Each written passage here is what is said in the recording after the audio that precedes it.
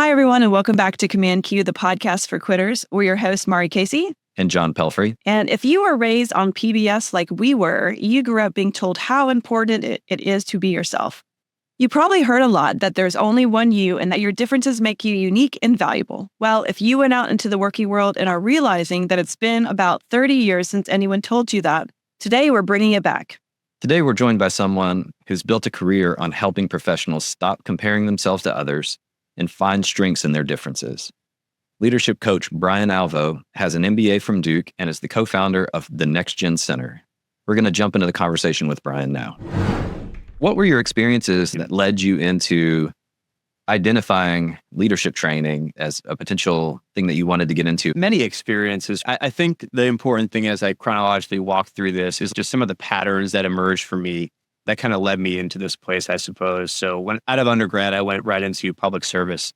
I worked in the federal government. And while that was a good experience and learned a lot, it was highly bureaucratic, huge institution, and just didn't think that there was an impact with some of the things that I was specifically doing. So instead of staying in the big institution, I decided to change gears and do some international development work, like grassroots work. I ended up again in public service, but this time doing nonprofit work in Nicaragua. I was in the public sector for about a year and a half, combined with my government experience, and just decided that the nonprofit world probably wasn't for me, at least at this point in time, and decided to shift gears. So I went back to business school to change from public sector to private sector. And that's how I ended up in Durham, People School of Business. And right out of school, I did what most people do with a lot of debt, which is go find a corporate job. Now I work in a corporate job. I ran into that same thing again, where I was like, I'm in a big organization, not sure about the impact that I'm having. And so did the opposite, but in the private sector, which is go work for a startup, like you're making a difference. Yeah. So I'm telling you all this because service was kind of an underpinning theme in a lot of what I was doing, even in the private sector. What I realized through all these experiences is that a lot of the people-related issues were showing up in all these different contexts. Specifically in the private sector, when I went into the private sector, I had this vision that it's going to be more efficient. People are going to know how to do everything. It's going to be so well skilled and trained. There was also the clear observation that people challenges kind of emanate everywhere just by the nature of being people and having to work together and work towards a common goal. I noticed that especially in private sector, we were giving managers, first-time managers especially, like, hey, you're responsible for driving revenue. You're responsible for retaining clients. You have to develop this person. You got to hire people. You got to fire people. You got to do all these things, but there was no support or training on how to actually do it. It was all DIY. And in these roles and being in those roles myself, I just thought to myself, there's got to be something better than this to help people do better so that they're not having to DIY and honestly break so many things in that journey. Some things, fine, we have to struggle and learn, but I was like, there has to be a support system for some of these folks. They do it at the executive level, but what about everybody else in the organization? And that was my big insight, and that what became the seeds planted for Next Gen Center. I think that's awesome that you had that experience early on to see the similar but different vibe. John and I work with a lot of people, and you hear it a lot, especially with people who are young in their careers or in the first 10-ish years or so, where they're like, when I go to this thing, it's going to be better because they're a bigger corporation or they've been around longer or what have you. And it is like there's similarities, especially with personalities and with all the ways companies operate. You can go to a startup or you can go to a large company and there's still those breakdowns. And so I think it's cool that you found that so early and latched onto that, because people still think incorrectly about comparing this job to that job or like my role in this job to that role in this job. And I also think some people aren't equipped necessarily or don't want to be in a role of leadership. And I think the nature of us chasing those ladders is like, well, then I go here and then I go here and then I'm managing people. And it's like, but do you want to do that? I think that's always an interesting discovery. People think they're supposed to be climbing this ladder or we should be doing this. That's the expectation of us. I always thought that's what I wanted. That's what I expected of myself. But you have to make sure the vision and reality are aligned. And so tell us about, you told us a little bit of the background of, tell us about what it was like to get started with the Next Gen Center, sort of your first steps to getting it rolling. We know what drove you to it now. Yes. But yeah, the what happened? How did you get it started? So you understand the motivation now, like some of the insights and opportunities, pain points that I saw. What actually happened was when I was in industry, we used an outside coach and consultant for one of the teams I was on. I thought to myself, I didn't really know that whole industry existed. I guess this applies to anyone who's listening, who is thinking about something. What I did was I actually reached out to the person who was helping us and asked all the questions you're asking me right now. How did you get into that? How did your journey lead you to this? With genuine curiosity. And so combine that with planting some seeds from this individual, maybe about coaching skills or other things I might be able to do. I also started to collect feedback from peers and people who worked with me or for me and said, hey, what do you find most valuable about my specific style? Like, what do you come to me for? Just trying to understand what people actually found value in, both for me and our relationship or anything else that we were kind of doing together. It was a data collection process. Then I actually did go back for continuing education to become a certified coach. And it was in that process where I started to test out some of these ideas I had. I saw a lack of support for certain folks in the organization. So I said, I'm going to try to coach those people and see, is what I think a problem for them. In doing the actual work and collecting the data, a lot of folks shared similar challenges. And that's where the idea of like, well, what if we got all these people together in a room to discuss those challenges in a very concrete way where they can actually take some action and do something different? That is what really started Next Gen Center, the design around programming and incorporating all this stuff into a development process for people that they could come to. It's accessible, more affordable, and most importantly, it actually makes a difference and they can apply what they're learning. And that's kind of how it started, doing the work, collecting data, testing assumptions, and then offering some ideas on how to improve a situation.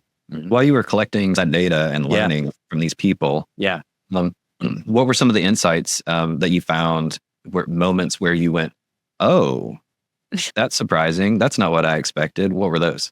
So there's a lot of insights from this. I guess there was a business assumption I had to test because most people I went to initially, like companies, like would companies pay for or invest in some of those people that were under the executive ranks? A lot of people were saying, I don't think people would pay for that. And so I just went to companies and asked, and actually most of them, maybe there's a bias in the group of people I was asking, said yes, like it would do that.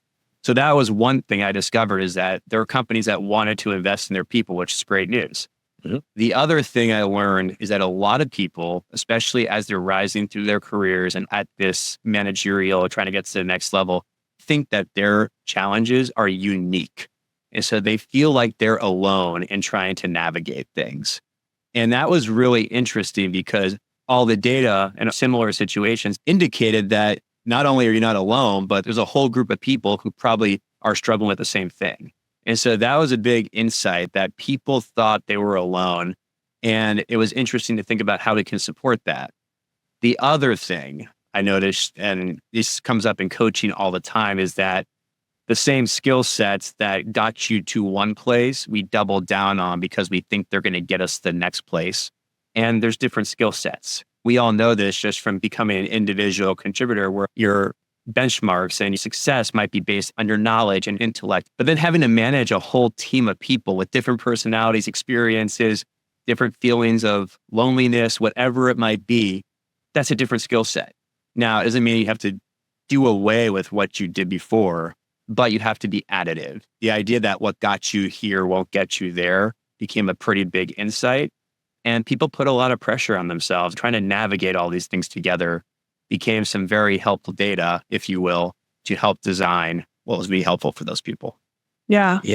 It's interesting that people feel alone, because even talking with my daughter who's in middle school, it's just like when you start to feel like you're isolated, you tend to pull in closer as opposed to pushing out and sharing. When you get in that mindset where you feel alone, then you're comparing yourself because you're super attuned to the fact that I'm by myself, I'm doing this all alone, or people don't get me, that person doesn't understand me. In reality, they're probably sitting on their own island going like, you don't get me, you don't understand me. And so you try to pull yourself further apart as opposed to sitting down in a room and having a conversation about, here's how we're different, here's how we're the same. That's always the problem with organizations that get big and isolated, because then you just have everybody sitting on their own island. Yeah. And I think you don't know what people are going through, right? Mhm. Especially if you feel alone and someone you're not even having a conversation with seems to have it all buttoned up. You start to unintentionally or maybe intentionally compare, well, that person's got it together. They have this skill set. I don't see that in myself. Then it becomes a mind game. Now, I think that's part of the development process for people too, right? Becoming more aware, understanding how to build those skills and navigate that. But if you're not proactive in doing that, you can kind of ruminate and start to believe some of these stories, which may have accuracy, but they also might not be accurate. So today's topic, this kind of leads us into the topic, which is, quit comparing yourself to others. And I have a bunch of questions that I'll try to lead to the side. Sure. But one of them that comes to mind is you're also experienced in how to build teams, take diverse skill sets and put them together. Yeah. But we're all working from home now. We're all sort of in different places. We're recording this podcast from 3 different locations as an example. Mm-hmm. So this feeling of comparison and loneliness and I don't have the skills that someone else has. What do you see as the challenges today for people trying to build cohesive teams when we're not even sitting around the water cooler every single day, each other once a week? There's some basic principles of team building I could talk about that create challenges for people. I'd also say there's an interactive piece, like there's some structural components and also some day-to-day interactive things. Let me give you some examples that might be more helpful than just talking in the abstract. Yeah. When companies are trying to figure out who they want to become, it's a messy journey. Some people have clear vision, and then some companies just don't. They kind of figure it out, or it's more accidental, and they try to intentionally find their way. So I think ultimately what prevents teams from maximizing performance and collaborating is a lack of clarity on what they're trying to accomplish and who they want to become. Without that direction, everyone kind of creates their own version of events or stories, and that becomes hard to decide who's responsible for what are our priorities, how do we get there? So there's a structural component around clarity of goals and vision that I think is really important to help teams overcome performance issues. That's the structural piece. The golden opportunity to really create long, sustainable, effective teams is knowing how to interact and navigate very difficult conversations. All too often, we are bringing our views to the table. So imagine we're at a conference table. John, you're going to have your opinion on how this podcast goes. I'm going to have my opinion. Mari's going to have her opinion. And we might share that opinion. But that's just one opinion and also a position. So if we were to debate certain things about this podcast, that's where a lot of teams get stuck. They just debate positioning. To really have a team become a team, you have to go beneath that surface, right? You have to understand, hey, I have this position. Here's why I have this position and how I feel about it. That gets a lot more interesting because it starts to open up different ways of thinking. So we have to get below the position to people's interests. And then we can't deny that people have their own needs. They have their own journey. They have their own motivation for being at work in that job. If you as a leader or a team can really start to know your people and understand the depths of what they bring, it opens up amazing team performance because you're able to cut through those positions and ideas easier. You can actually unlock a ton of their potential. To stop comparing in some way, to bring this back full circle, is to better understand what people are motivated by. Who are they? What motivates them? What's some of their journey? That understanding becomes more about compassion and performance together as opposed to judgment and comparison.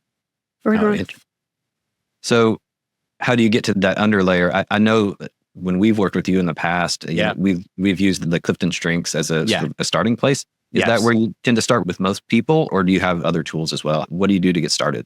There are a lot of tools available.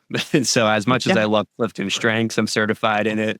It's one of thousands of tools out there. What's really neat about that is it's based on positive psychology. So it talks about what's right with you and doesn't go as much onto the personality assessments of like, hey, what are your biggest fears? That can be very risky for some people to start with.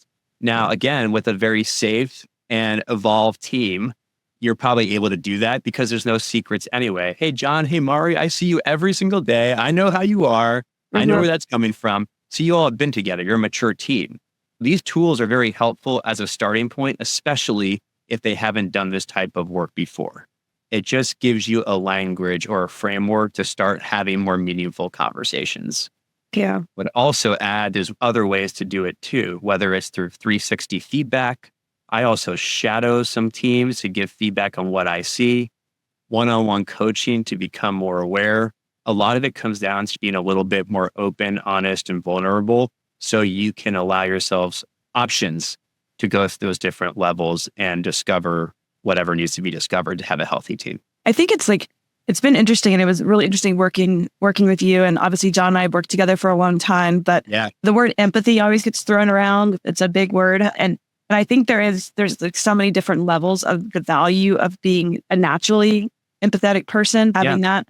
And like our business in particular is kind of, we lead with that. We tend to be like, let's think about what's the person doing before where are they coming from when they're entering this conversation. If this is a difficult conversation or a client conversation that's hard, then we always remind our freelancers, because they'll come to us, if not emailing me back or I'm not hearing a follow-up. And I'm like, you need to think about where they are. They've already just had 6 back-to-back meetings. They haven't had breakfast. They didn't have lunch. Their boss is in their ear.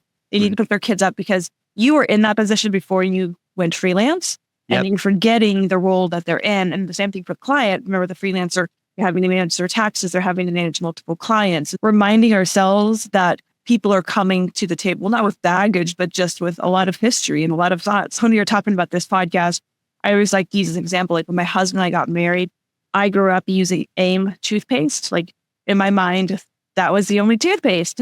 I don't even know if it still exists as a toothpaste. But that was a toothpaste because that's the toothpaste my parents used. We always used it. When I got married and my husband was like, I'm a Colgate guy. I didn't understand. I was like, I don't get why you would use this trash of a toothpaste when AIM in the toothpaste. Not John, as usual, we talked about this with conflict sometimes. What do you do when one person comes to the table and they're 100% right and you're coming to the table and you're 100% right? It's figuring out that we're all approaching the table with different perspectives, but I always think about that when we did the work with you and uncovering personalities and strengths and not even weaknesses, but just differences. And it's like, if you don't do that and you're building a team, then you're walking in essentially blind to how people might talk, how they might compare each other, how they might feel threatened or feel strong, because we've all been in those meetings where the same people are talking. And then at the very end of the meeting, you leave and the guy who didn't say anything has the best point of view. Sure. Because he didn't feel like he could be a part of the meeting. I love the personality breakdown, understanding that it's like everybody's coming with a different box of tools. Yeah, let me add to that real quickly. We also come in with so many assumptions about what that person's doing. If my husband's not using my toothpaste, what does that say about him? What does that say about me? We're coming in with judgments and assumptions without a real conversation about the toothpaste in this case. And we have to understand the interests and needs are, right? Let me give you one more example, especially at work for people who might be listening to this. Like there is certain executive teams, even other teams I work with. And I've actually been in the room where the head of the team will say something like, I grew up in a place where I was told that to be strong, you can't admit that you're wrong. You have to always have the answer and drive results. Otherwise, you're weak and you have failed. Yeah, it comes from this parent who impressed this on me due to their own stuff, most likely, right? And so when the leader of that team says something like that, it starts to put into context all the behaviors that follow it. Like, this person's so critical. They never have anything nice to say. They never admit when they're wrong. Can you believe how presumptuous they are? They think they know everything. And what this person expressed is that I'm aware I do this. I don't want to create those feelings for you. How can I modify my behaviors and my approach to make you see that I'm not that person, even though it might be haven't been ingrained in me? That's not what I want for this team. If we're not having those discussions, we just make assumptions about why people are doing things, and we end up in this dramatic state where we're constantly trying to gauge, like, hey, what do I do? How do I do it? What's going to happen? That creates a ton of stress for teams. Oh, yeah, sure. That sort of like walking on eggshells feeling of, I don't want to upset this person. And then I go over and talk to that person, and then I can't upset them in another way. How do I navigate that? So there's a lot of different toothpaste type behaviors or conversations that come into the picture, and we don't even know how to talk about them. Yeah, absolutely.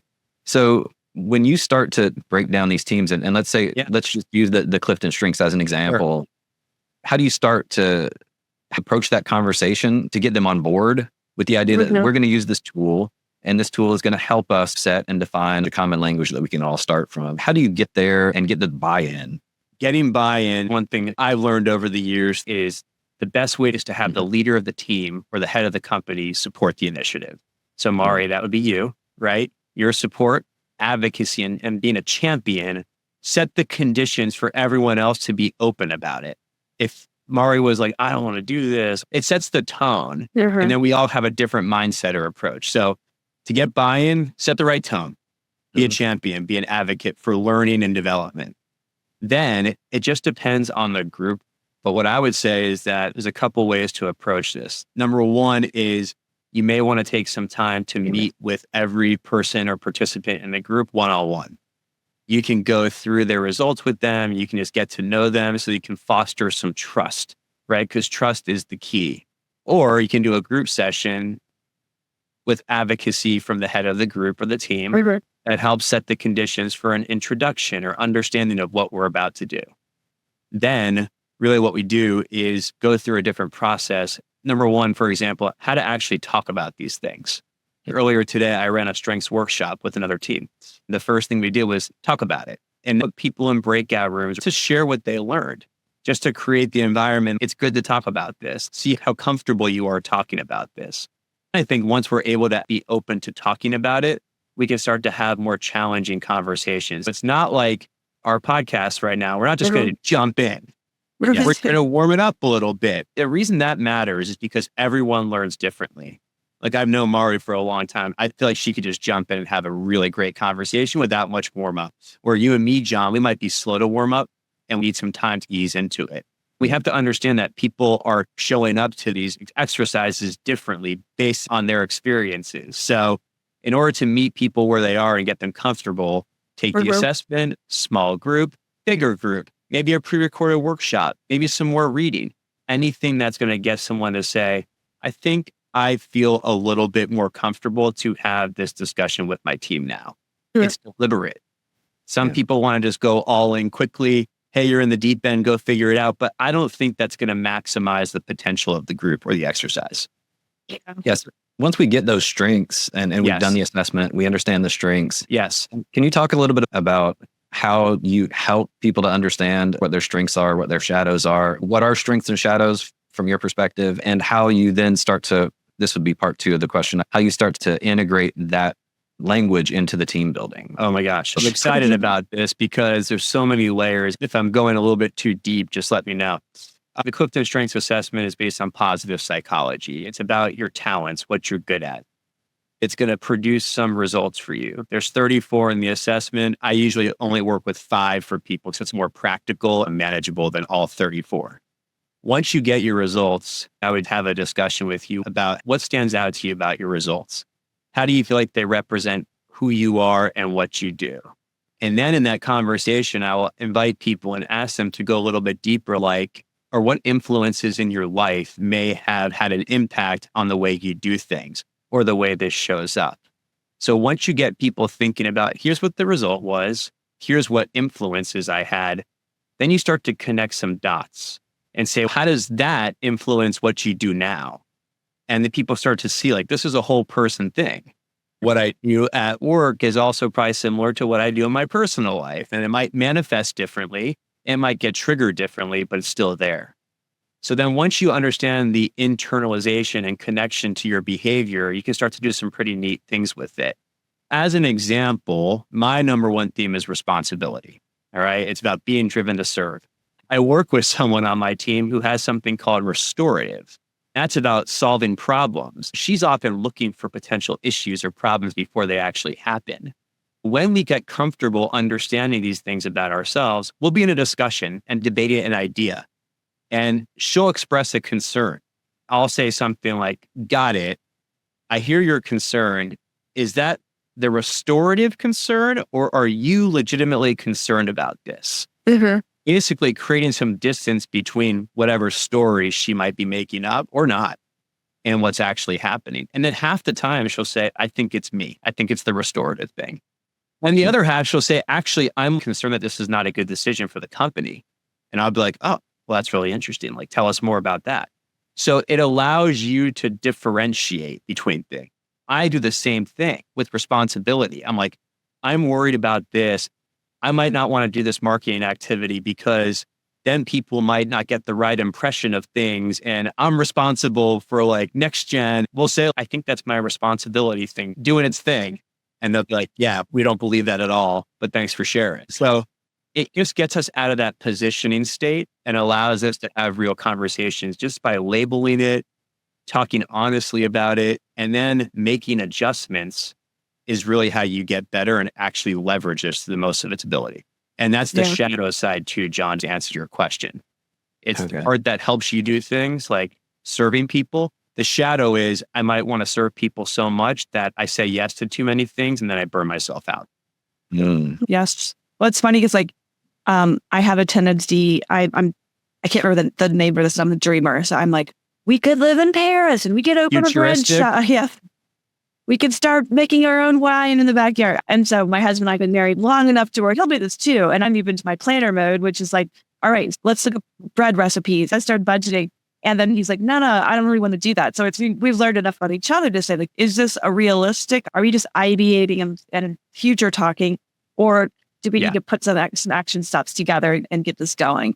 And it is having that distinction, because then it gives you the freedom to allow that part of your personality to just go without this destructive side of like shutting it down ability to have that person. I think it's fun when you can understand that about each other, because then it makes the conversation a lot more healthy and natural. Yeah. And think about it, there's different parts of you, right? And you want to be able to express them, but also look at them with some rationality, because not all these parts are purely rational.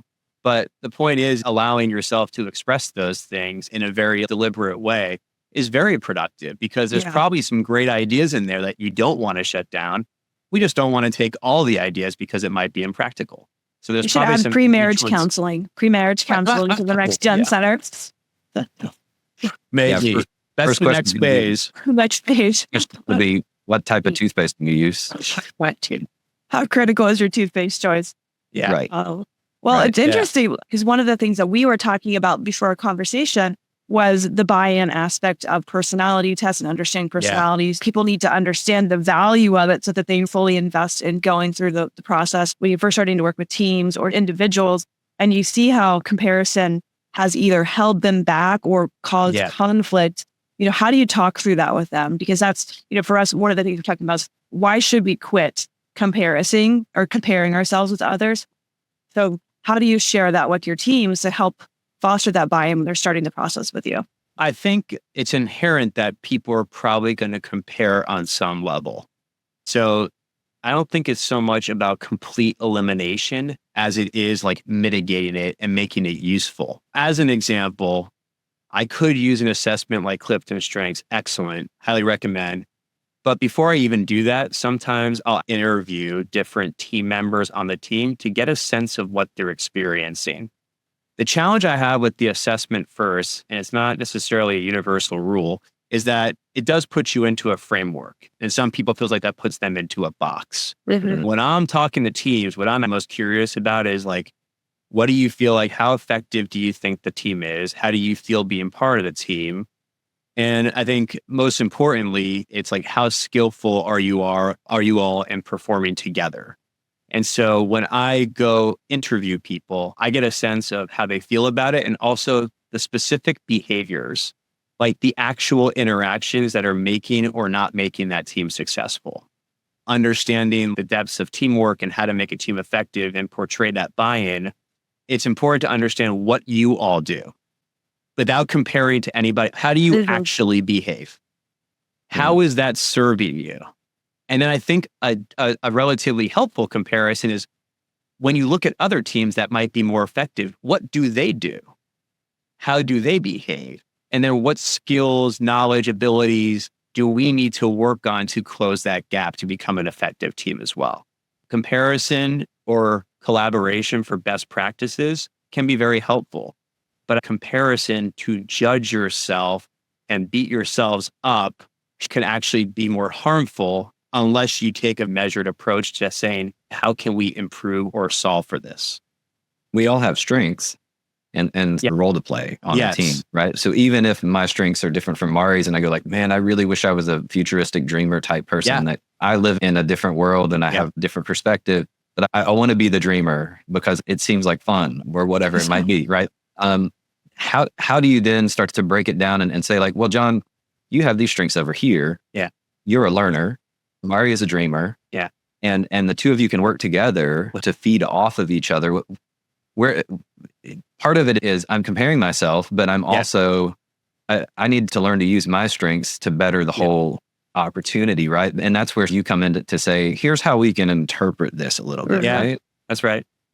I think the thing to get in the minds of folks listening is that these are not all or nothing assessments. They don't define who you are to a T. They're directionally helpful and give you a language. It's up to us, John, Maari, to decide how we use and interact with that language or structure. If Mari's a dreamer, right? And John, you're more like contextual, like we need the data, like before we start moving. Those are very complementary things. I could see a collaborative environment where you're like, Maari, I have an idea. I feel stuck in data right now. I want your ideas. Dream for me. Like, help me dream also. So you can ask me questions that you might be thinking about or perpetuate ideas that you might have. So you can push the conversation that way. And we're going to spend 15 minutes on it. All right, now we're going to spend the next 15 minutes doing John's thing, which is looking at the data, seeing how applicable it might be to what that dream looks like.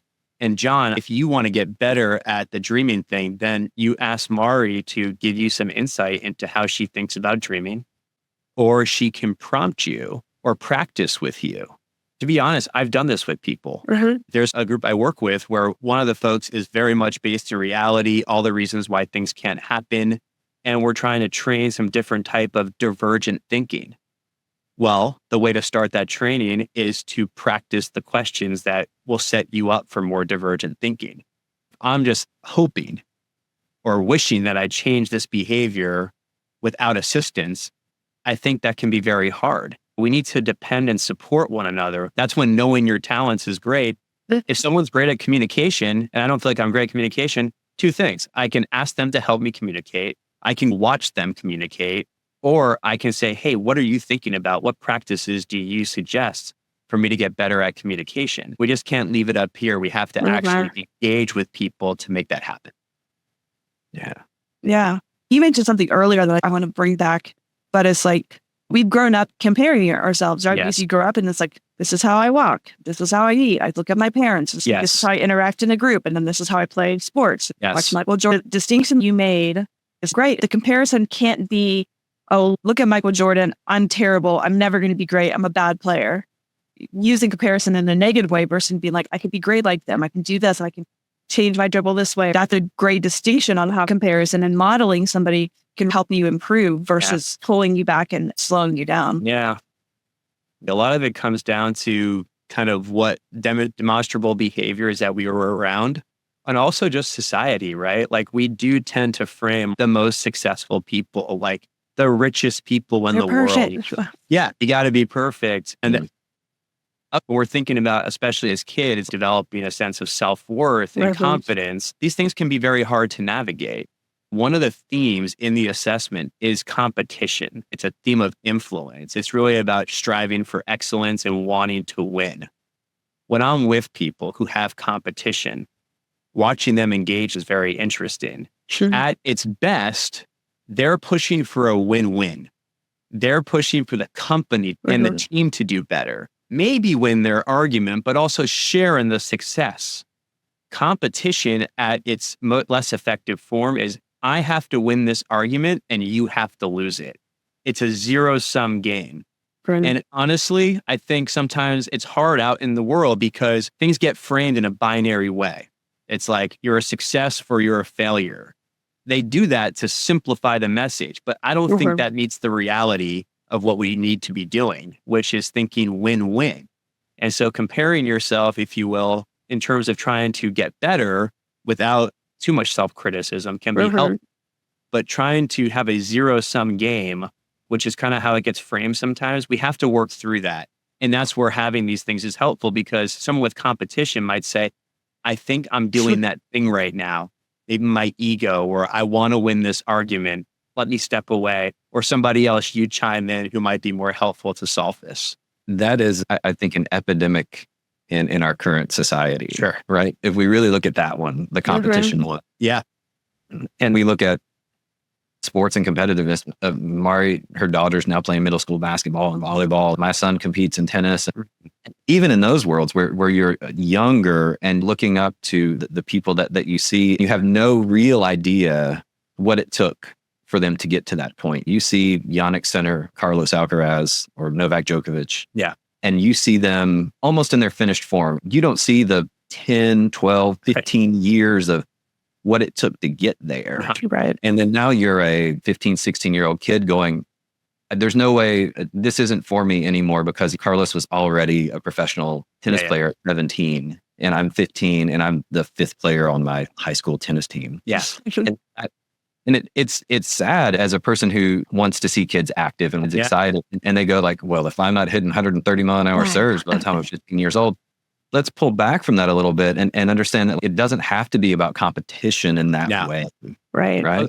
When we compare our worst selves to their best selves. Sure. Most of the time when we're comparing, and I think with high performers, like athletes, and for me, being a business owner, I don't have Harvard MBA and I don't have all the fancy acronyms for things. I'm a small town girl from West Virginia, but I'm comparing all the things that I think I don't have to all the things that I'm assuming that they do. Yes. It's really easy to fall into that. Like you look at an athlete and you're like, wow, they are amazing at that one thing they're doing, but you don't see how they treat the wait staff or how they interact with their wives or their kids. You don't see the other sides of them, just that one slice of personality. Again, there's a client I work with who has competition. And one of my themes is maximizer. He once asked me, because I played competitive tennis growing up, like, how did you deal with competing against all these people and all the results and all that?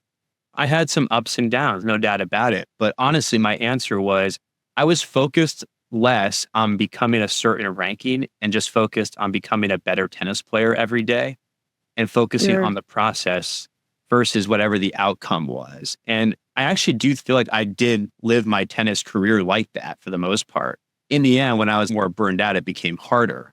But it was really about progress and process. If you want to think about how to broaden your perspective about comparing less because quitting might be too hard, just focus on the process of getting better. Focus on the practice of doing better and measuring against that. Because there's some internal pride that comes from working on those things. Regardless of the externally validated award or ranking, you can be proud and confident in what you're doing. Same to you, Maari, with your business, right? Not so much what you don't have, but what you do have. And going back to Clifton Strengths, that's what the assessment does. It helps you celebrate what you have. I had the whole team earlier today clap. You are good at these things. They are unique to you. Celebrate what you're good at. Celebrate how awesome you are. That's what this is. And I think we also need to think about that when it comes to teams. Yeah. Yeah. I'm going to use that for my middle school teams. I'm an achiever. That is one of my traits. I grew up being like, oh, I'm going to get straight A's. I'm going to crush the universe and get all the trophies. That was a lot of my driving. But I love that you're saying, like, don't focus on that. Focus on getting better as an individual and what you're doing, because then you can control that, right? Things outside of your control with achievements. Somebody doesn't like you, you got passed for whatever reason. And that's frustrating for people who are achievers. If you focus on achieving within the idea of getting better at what you're trying to do, you can control that. You can get better a little bit every day. And it's a more accurate picture of reality. If you dissect tennis players, look at the percentage points they win versus the one who loses. Like, there's so many in between things. We have just to think about the process, incrementally getting better. And that, I think, gives you pride, motivation, accomplishment to foster more growth.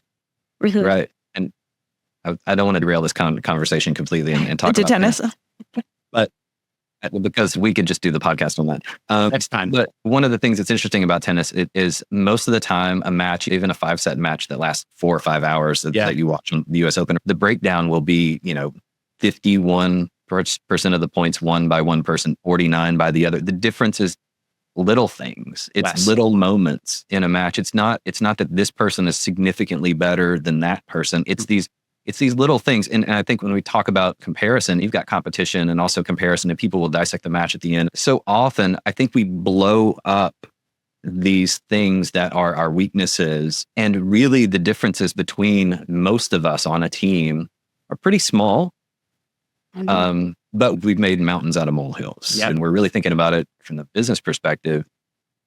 It is very difficult to step back from quarterly revenue expectations or annual, to step back and look from a bigger perspective and then measure our progress, not based on dollars and cents, but based on the incremental progress that we're making to become better organizations. But the truth is, if we just focus on incrementally getting a little bit better, one day we'll look back and go, whoa, I remember when we were way back there. That's so right. hard. Yeah. All the more reason to celebrate. Go ahead, Maari. Yeah. I was going to say the idea of winning in competition. This has been a big conversation within the business that we work in, but the idea of hiring as a business owner or trying to get hired as somebody looking for a job, because the job market's been rather interesting. Yeah. So as someone who's looking to find their next opportunity, how do you lean into your personality in a way that's helpful, where you don't find yourself in a job you didn't want? Yeah. You're talking with, you change, you're a chameleon. Like, yes, I'm really into data analytics or whatever, and you hate that stuff. So that's one part. And on the flip side, as a business, as somebody that's hiring and building a team, how can we make sure that we're hiring the right people and not like, I'm going to only hire people that are just like Maari, where our personalities to pay attention to? So how, when you're working with your clients, do you approach both sides of that? Well, how do you lean into your personality? Here's what I would say to folks who are listening, whether it's like the next gig or even for you all finding the next client. Strengths are a big part. Here's what we do well. Here's what we are known for. Here's what people tell us we do well. And you can have a lot of confidence in that. Mm-hmm.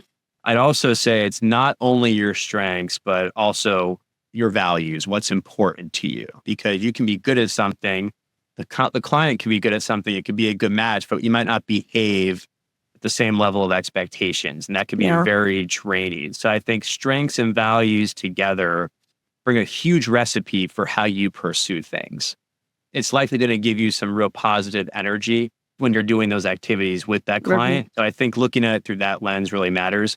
Showcasing what's important to you, what you're good at, past success, the vision you might see with this client, and see how it aligns with their vision. Those are all ways, whether it's an employee or a client you're bringing on, to think about the things that you pursue.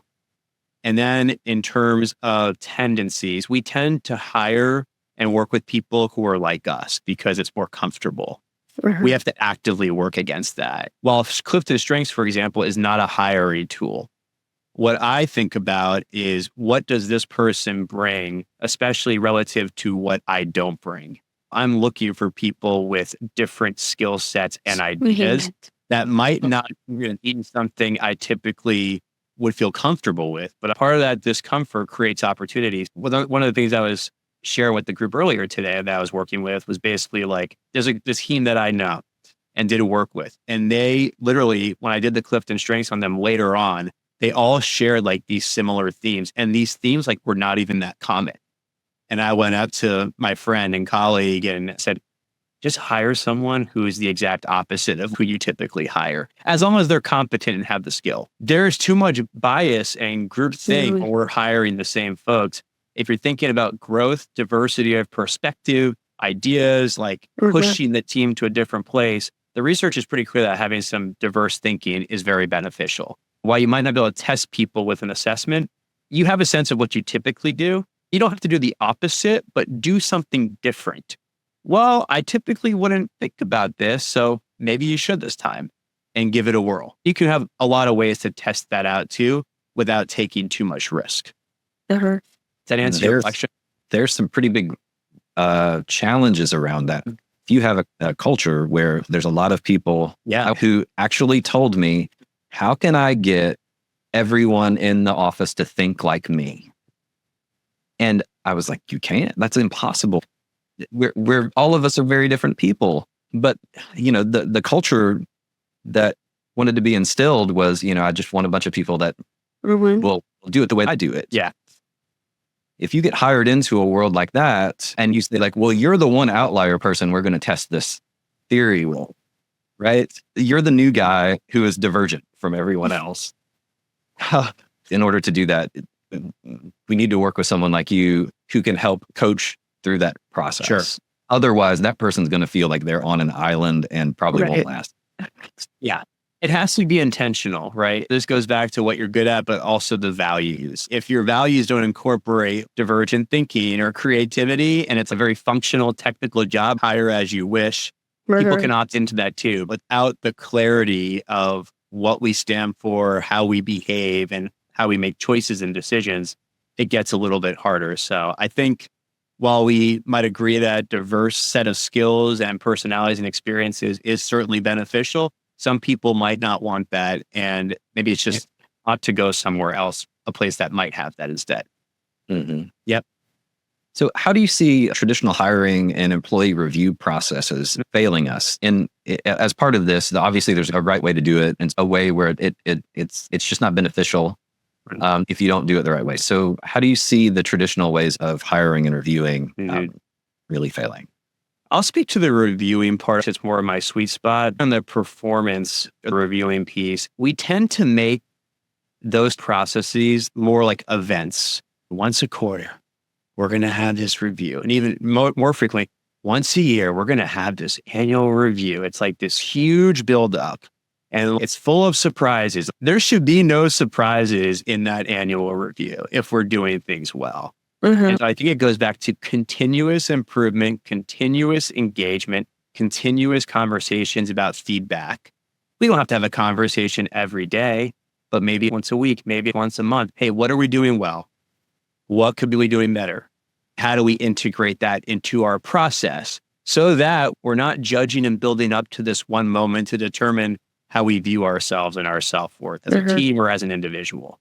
So I think what goes wrong, John, is that we wait for the event and then we're surprised or people are surprised. And I think it just needs to be consistent engagement. The way you do that is you have intentional behaviors and design around it. We all know how we feel at those quarterly and annual reviews. It's kind of like budget season. Most people are in a pretty bad mood around budget season. They think about what they can't do, but what they want to do. It's all this tension. If it's so unpleasant, there has to be a different design to it, I imagine. I don't know what the answer is to that one. But for reviews, having consistent feedback conversation, coaching conversations, reviews will put your teams in a much, much better place. And frankly, they'll probably feel safer, more comfortable. It comes to choices we make every day. That's where I think people could really improve. I do think a lot of companies look at it as like, it's time for your annual 360. It's a flu shot, yeah. I had one company that would also send out a survey to my coworkers about me. And we were all taking surveys about each other. Yeah. That created a lot of anxiety in the office. So I always thought to myself, I don't know what this tool is, but I don't think I want to use that one. So that's an interesting point because that's what happens without the right champion and intent with a process. 360s are great, actually, but because they're not teed up in an appropriate way, every year at our company, we care about growth. One mechanism we use is we do a 360 about the things we're doing, the things we could improve. That's the expectation. It's all in the spirit of growth. This is the benefit. Here's what we do with it. If that's not teed up for people, it's like, oh my gosh, what's going to happen with this? You're going to say about me. It feels like somebody who's coming behind and narking on you. Yeah. Ryan does wrong. Well, and I don't want to say anything. Yeah. I don't want to say anything bad about anyone either. Right. Even if there is room for improvement, I don't want someone else to see that and go like, oh, John doesn't like this person. That was the feeling I think that a lot of people had. We sort of all tiptoed around it because we did, it's a hard conversation, but you also don't want people to take it the wrong way.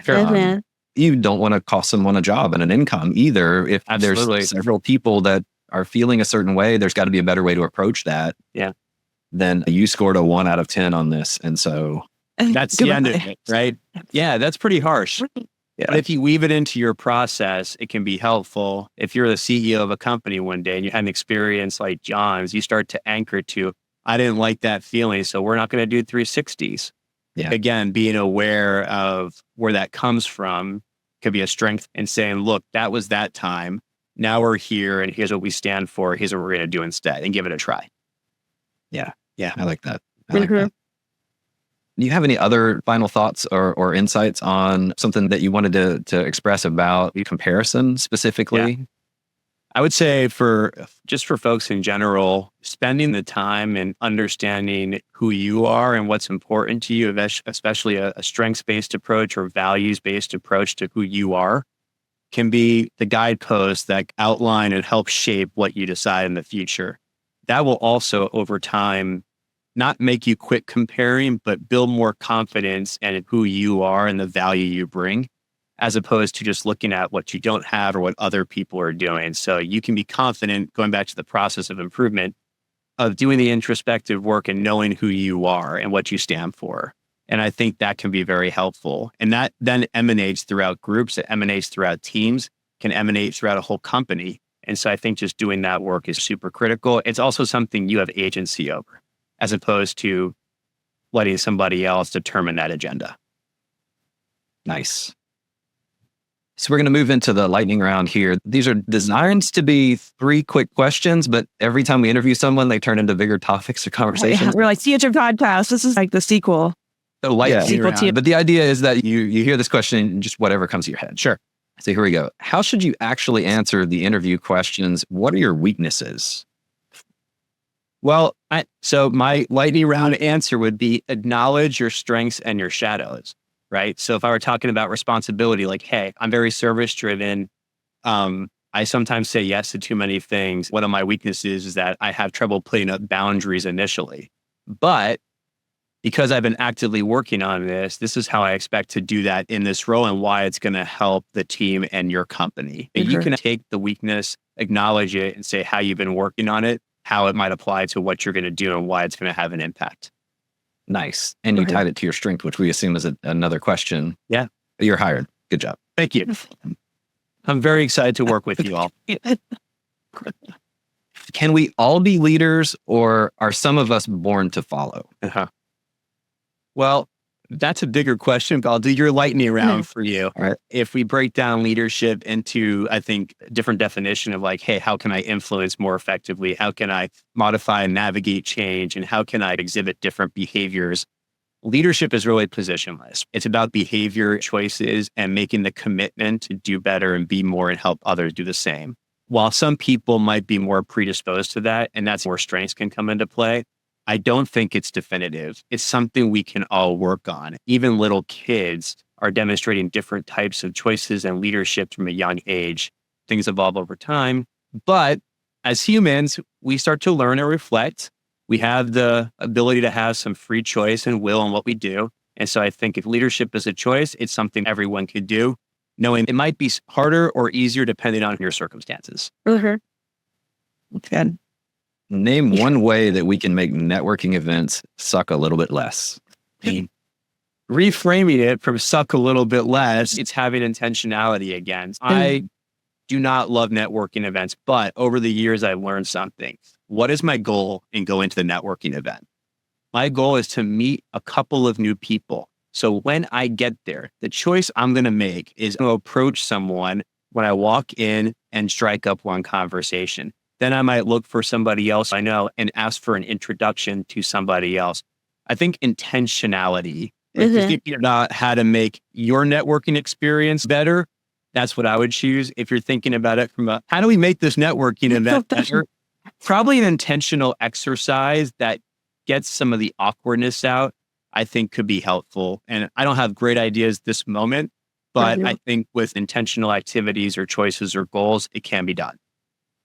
Musical chairs, or sending the list of registrants ahead of time, or doing an icebreaker of some sort that's more helpful.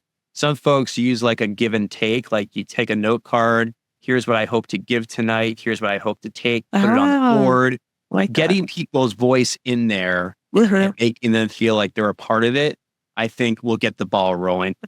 Nice. Yeah. This has been a really engaging conversation. Thank you so much for hopping on here with us today. I know our audience is going to get a lot out of this. Yeah. Thanks, John. Oh, my pleasure. Thank you all for the great work you're doing and for hosting. I'm a huge fan of yours. For those listening, On Company is the real deal. Thanks, man. Yeah, we appreciate that. Good to be with you. Brian is a wealth of information, but the thing that I like most about Brian is whenever I leave a conversation with him, I feel better. I feel like I have a little bit more direction and purpose. He makes me feel warm fuzzies on the inside. He does. He makes you feel like you've been listened to, which I think is part of what he does and teaches other people is active listening and in an earnest and truthful way. I always feel like when I finish a conversation with Brian, I feel very heard. Yeah, that's exactly it. You feel very heard for sure.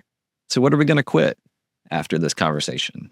There was so much talked about, but I love that he was talking about how comparison can be used in a negative way and in a positive way. I put down, I'm going to quit comparing myself to others and start seeing my differences as a shortcoming. We talked about how sometimes when you see somebody else, you compare and you're like, oh, that person is like, we talked about Michael Jordan, like, oh, Michael Jordan's amazing at basketball.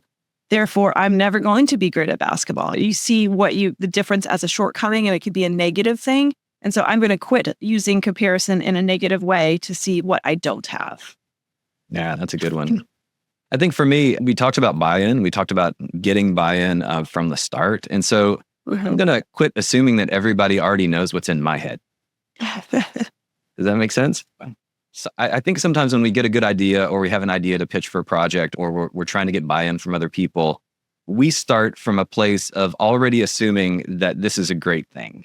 And we start from a place of already assuming that this is going to benefit the business or benefit me as a person. But I need to take a step back sometimes and go, okay, well, why is this important? Why is it important for the business? Why is it important for you as the person I'm working with? Why is it important for the team? Why is it important for our audience, our clients, our freelancers, our audience here on Command Q? And really just a bigger picture view, step back a little bit and not just assume that I'm brilliant all the time and everyone will get it. Well, and I thought that there was interesting when you're talking about the AIM toothpaste part of it, but that a lot of times, if we don't spend time understanding somebody, if we don't know where people are coming from, it's hard for us to be compassionate about the things they're saying. Or comparison can get really negative. If you have an idea and you don't have buy-in, you don't have understanding of where they're coming, then it can be really negative because you're like, oh, you don't like my idea, but my idea is so great, it's going to work out for these reasons. They might be coming to the conversation with a lot of doubt or fear. So I like that he brought up how it's really important to understand people more than just a role holistically, where they're coming from, because that influences a lot of the decisions and the things that they're bringing to the table, in a business setting, in a team setting. So I thought that was really great too. Yeah, absolutely. Understanding people's strengths helps you understand the filter that they're listening through a little bit. I know, for instance, when I talk to you, the first filter that you're listening through is the ideas. How can I build on this and how can I make it better? How can I improve it? How can I turn this into something really awesome? So I know that when you're giving me feedback, you're trying to make it better. You're not trying to necessarily take it and change it in a way that it's not the original thing. You're sort of pushing to go like, okay, what's this? And how do we do that? And where do we go there? And then what if we did this? And a fun little session that we have kicking around ideas and things. But I could see easily where a different person who might not know you might see that and go like, oh, Maari never likes any of the ideas that I have. She's always changing them. That's just one small example where, because I know your strengths and that you are a person who likes to come up with new ideas, whenever we have those conversations, I can approach it and have fun with it because I know that we're going to have this exchange and it's going to last for 30 minutes. And sometimes we're going to have to go like, okay, we need to get real work done now. Time to get the stuff done. Well, that about wraps it up. You got anything else to add? No, I don't think so. I really appreciate Brian. It's always great to work with him, and highly recommend Brian and all the work he does for anybody who's trying to work on team building, leadership, all of those things that we talked about. He's an excellent, excellent resource. We will be back in a couple of weeks with another episode. Thank you again to Brian, and for everyone that's listening. You can find us at commandqpodcast.com. Until the next time, I'm John. And I'm Maari. And we're reminding you that winners can quit and quitters can win.